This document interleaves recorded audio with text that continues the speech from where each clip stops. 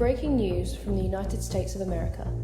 The BBC has just received confirmed reports that the crown jewel facility of the Quantum Corporation has just suffered a catastrophic loss. The Madison Research Facility, located just east of New Haven, Connecticut, engaged what their site administrators in newly obtained classified data called Protocol Salatin, which is the detonation of a 1 megaton nuclear bomb located roughly 1 kilometer underground in the event of a data breach.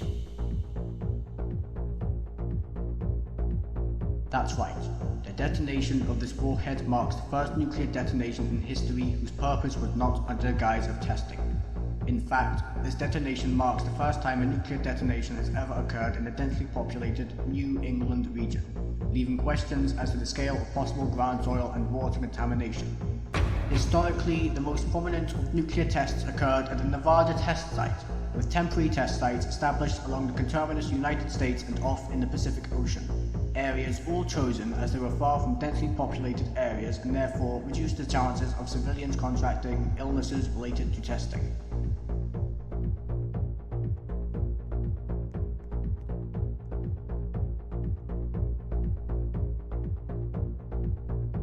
As mentioned earlier, analysts were able to ascertain the purpose of Protocol Salatin as being an emergency protocol to destroy the facility in the event of a critical data breach, the data being of a lab division called Epsilon 8.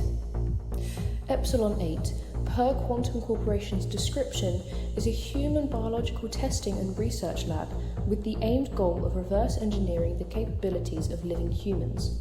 The BBC has obtained a full trove of documents regarding all of Epsilon 8's operations, who they tested on, and how they operated under the nose of the government. Testing ranged from various different branches of biosciences, mostly having to do with neurology, cardiology, and virology. While we will not discuss the more gruesome aspects of the Epsilon 8 program on this news report, mild experiments range from mind control sleeper agents to CRISPR-based genetic engineering. Overall, there were 152 subjects named on the subject roster, most of them stemming from a lower class background and half of them presently deceased. The names of all the Epsilon 8 members were also included in this database, implicating Quantum Corporation CEO James McCarthy and a plethora of staff from the now former Madison Research Center, such as Dr. Martin Miller, Dr. Robert Brenner, and Dr. Helene Kaiser.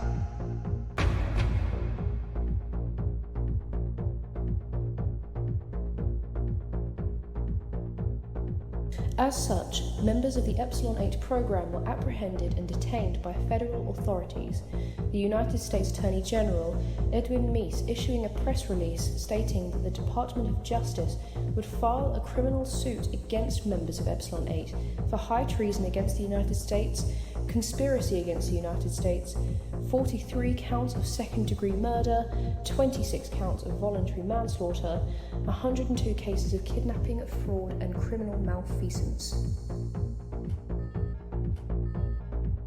According to sources within the US government, the trial is scheduled to take place next week through the Federal District Court in Connecticut. This court case could mark the first potential treason conviction case since 1945's Kramer versus the United States.